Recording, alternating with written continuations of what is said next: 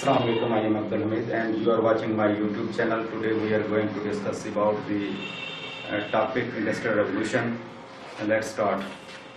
Industrial Revolution start हुआ था 1760 में, ये बरतानिया में स्टार्ट हुआ था और फिर आहिस्ता आहिस्ता ये पूरी दुनिया में फैल गया था। इंडस्ट्रियल रेवोल्यूशन की स्टार्टिंग से पहले जो सोसाइटी थी वो एग्रेरियन थी। लोगों का वे ऑफ लाइफ जो था वो बहुत सिंपल था। लोग सादा जिंदगी बसर कर रहे थे, कोई एडवांस टेक्नोलॉजी उनके पास नहीं थी।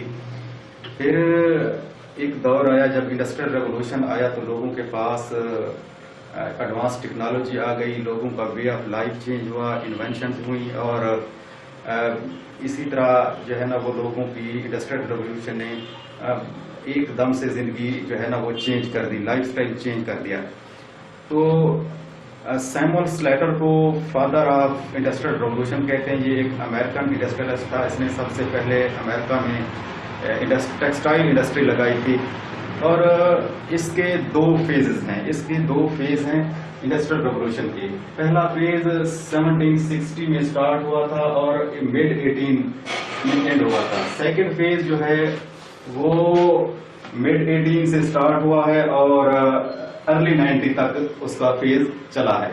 लेकिन अब भी कहते हैं कि ये अब भी इंडस्ट्रियल रेवोल्यूशन है, क्योंकि डे बाय डे जो है ना वो टेक्नोलॉजी में एडवांसमेंट आ रही है। तो इसीलिए कहते हैं कि अब भी ये जो एरा चल रहा है ये इंडस्ट्रियल रेवोल्यूशन का ही एरा चल रहा है। तो इसके जो थे ना वो कुछ एडवांटेजेस और डिसएडवांटेजेस थे इंडस्ट्रियल रेवोल्यूशन के। तो सबसे पहले हम इसके एडवांटेजेस देख लेते हैं कि इसके एडवांटेजेस क्या हैं। पहला इसका एडवांटेज है कि टेक्नोलॉजी में एडवांसमेंट आई थी, जदीद टेक्नोलॉजी आ गई थी जिसमें लोगों के वे ऑफ जो वर्किंग थे वो चेंज हो गए थे।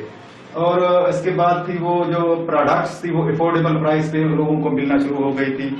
और सेकंड ये था कि जॉब अपॉर्चुनिटीज जो थी वो क्रिएट हो गई थी, जिसकी वजह से जो है ना लोगों को आसानियां पैदा हो गई थी। फोर्थ ये है कि जो है ना ये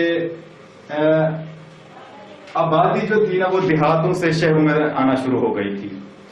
तो शहर आबाद हुए थे, ये भी एक बड़ी एडवांसमेंट थी। नेक्स्ट अब देखते हैं कि इसके जो थे वो डिसएडवांटेजेस क्या हैं। सबसे पहले ये था कि लो वेजेस लोगों को दी जाती थी और वर्क बर्डन उन पे ज्यादा दे दिया जाता था, उनके पास काम ज्यादा होता था और उनकी जो वेजेस थी वो बहुत कम थी।